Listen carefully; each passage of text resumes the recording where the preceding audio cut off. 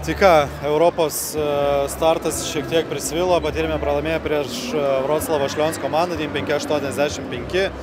Tavo mintis po pirmosios dvikovos? Manau, neišpildėm tam tikrų susitarimų gynyboje ir tiesiog per daug atidavėm antrų šansų jiems, tas ir susidėjo. Pagrindinės priežastys, ką ir įvardina, ir dar buvo kažkokių?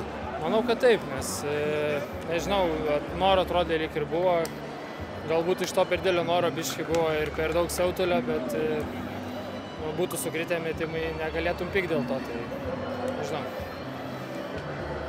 Buvo visokių atkarpų, jūs geresnė turėjot, varžovai geresnė turėjo, ko galbūt, nežinau, pritrūko, kaip ir sakai, gal tų taiklių metimų, kad perint galutinai tą iniciatyvą į savo rankas?